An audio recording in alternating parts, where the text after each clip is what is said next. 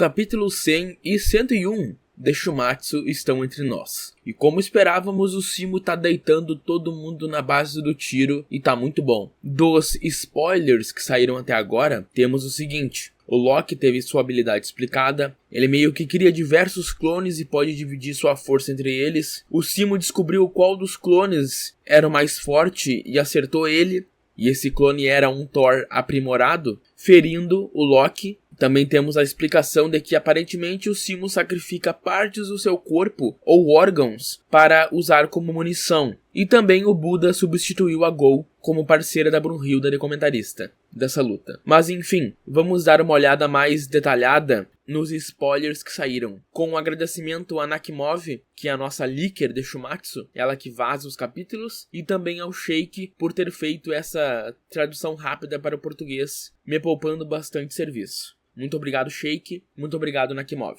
O capítulo 100 se chama Heimskringla, o ciclo do mundo. O Loki avança com seus clones enquanto o público está comentando o quão poderoso ele é. Heimdall comenta sobre os poderes do Loki. Ele está varando as árvores e avançando. Na próxima imagem nós temos o Heracles, o nosso Hércules, avançando e destruindo a floresta. O Jack aparece e diz que isso é imperdoável. Ele está visivelmente irritado por estarem profanando a imagem do seu querido deus. Heimdall começa a se perguntar como o Simo conseguirá enfrentar Loki. Mas do nada o Simo some. Ninguém consegue encontrar ele. Algumas pessoas teorizam que ele está debaixo de alguma árvore, escondido em algum lugar. Como esperado de um atirador de elite, ele está se escondendo em um lugar da floresta. O Loki diz que ele é bem bom no esconde-esconde. Afinal, ele é o melhor franco-atirador da história. O Loki vai cantando e andando, dizendo que não tem escolha a não ser, então, aumentar os números. E ele puxa um anel misterioso, coloca em seu dedo, e seu poder de invocação agora parece ter aumentado. O público começa a comentar que não consegue ver nada, e se pergunta o que Loki está planejando. Desta vez, uma névoa negra espessa o suficiente para cobrir a arena inteira surge. E adivinha só, o Loki simplesmente invoca 100 clones, todos do Odin, Thor e Hércules. O exército desses três deuses estão avançando como se estivessem cobrindo a terra inteira. O público tá chocado com a quantidade dos deuses que tá aparecendo na arena. Isso é algum tipo de ilusão? Sasaki diz que com esse truque de jogar 100 pessoas pra cima do adversário é só uma questão de tempo até que o Simo seja encontrado. Loki, na próxima página, começa a gritar por Simo e diz que ele também é muito bom em esconde-esconde. E também diz que não tem pra onde ele correr e sente muito por ele. Mas o Loki continua. Antes mesmo de morrer em batalha, deixa eu te explicar sobre a situação atual do pesadelo que você se encontra. Ele diz que os jogos devem ser justos. Sua habilidade é o Anel do Palhaço, ou o Anel do Bobo da Corte, Arlequim. A tradução correta virá quando o capítulo sair. De qualquer forma, essa habilidade, qualquer coisa que ela toca, é registrada, seja um objeto, deus ou humano. Ele diz que seu anel é o seu tesouro sagrado, e é um tesouro sagrado da multiplicação. Normalmente, ele poderia produzir apenas 5 clones, mas ao usar o anel, ele pode multiplicar os clones quantas vezes ele quiser. Porém, pelo que deixou a entender, ele não faz muitos números, porque senão os clones ficariam muito fracos, porque ele tem que dividir a sua própria força neles.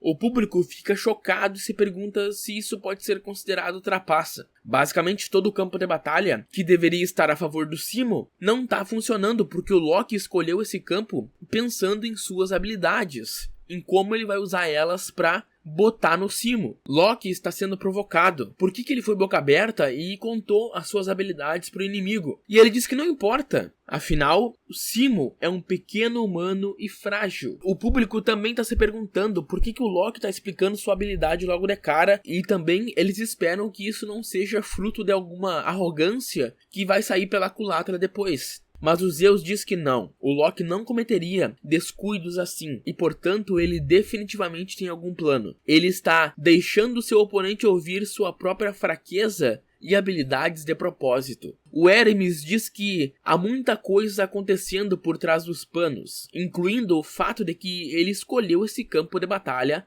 para lutar. E o Ares finge que tá entendendo, tipo, é verdade, certo, eu tava pensando nisso também. Definitivamente o Loki pensou em algo secreto e isso funcionará ao seu favor. E a previsão dos Zeus e Hermes estavam corretas. O poder não é distribuído igualmente. O nível de cada clone é diferente. No meio da explicação de suas habilidades, o Loki deixou escapar uma pequena mentira. A ideia é de que quanto mais ele clona, mais fracos eles se tornam. E agora eles explicam o que eu falei antes. Quanto mais clone, mais fraco eles ficam. No entanto, ele não precisa distribuir uniformemente, ou seja, ele pode fazer com que dos 100, apenas um seja super forte. E pelo visto foi o que ele fez. Loki ajustou manualmente cada clone, e ao fazer isso, com um exército enorme, ele escondeu um único clone muito poderoso no meio deles. Apenas um clone continha uma força imensa, e é revelado que esse clone super forte é o do Thor. O narrador diz que não tem certeza como o Simo enfrentará esse exército. Se o primeiro tiro atingir um clone fraco, então o Simo vai pensar, é só isso que ele tem? Mas se ele atingir um clone forte, aprimorado, então o Loki pode enganá-lo, fazendo com que ele pense que há mais inimigos fortes por aí, e isso mudaria completamente a estratégia do Simo. Isso está colocando ambos lutadores sob pressão. Isso certamente abalaria Simo. Uma batalha caótica contra um exército que parece o mesmo, mas com diferenças de níveis de poder. O Loki, secretamente, escondeu um golpe fatal apenas para Simo. E o Buda fala, então é assim que o Loki luta, hein? E a Brunhilda diz que vai fazer o Loki pagar por isso. Ele vai se arrepender. Porém, ele diz, ninguém pode escapar do meu anel. Então, o exército dos deuses avançam contra a floresta, destruindo tudo. E naquele momento, um tiro foi ouvido zunindo pelo ar. Naquela hora, surge uma luz que se tornou deslumbrante e radiante, como inúmeras flores que desabrochavam em profusão selvagem. Um belíssimo tiro lindo, que se espalha em vários outros. Uma saraivada brutal de tiros começa a se espalhar pela arena, acertando todos os clones do Loki, que paira surpreso. Loki ficou chocado ao ver como o clone aprimorado do Thor, o clone mais forte, foi eliminado facilmente. O milagre que os espectadores testemunharam se transformou em um choque absoluto de prazer. Em outras palavras, com esses tiros, o sangue dos deuses floresceu como flores sobre a neve. A maioria das cópias e a aprimorada foram eliminadas em apenas um instante. Loki então diz, então foi isso que Brunhilde preparou, o poder do guerreiro que pode me derrotar. Lembrando aqui mais uma vez que essa escolha de lutadores, Simo foi colocado para lutar contra Loki não porque ele é o humano mais forte, mas porque ele é o humano com as habilidades perfeitas para enfrentar o Loki. Ela usou da sua inteligência para enfrentar o Loki. Ela conhece as habilidades do Loki e exploitou isso, usou isso como arma para escolher o oponente perfeito. Essa técnica é a técnica do atirador antideus caos fluorescente, que também pode ser traduzido para caos fluorescente miriade de flores. E o capítulo acaba, porém, Simo parece ter tossido sangue. Ele está machucado, mas como? Ele não foi atingido. Mas o restante vai ficar pro vídeo do 101. Eu sei que os capítulos saíram juntos, mas eu decidi fazer 2 vídeos separados para cada capítulo. Eu não vou entrar em muitos detalhes aqui, além do que eu já falei, porque eu quero também deixar coisas para falar quando eu fizer a análise do capítulo de fato, quando sair o capítulo de fato, né? Então, até a próxima com o vídeo dos spoilers do capítulo 111.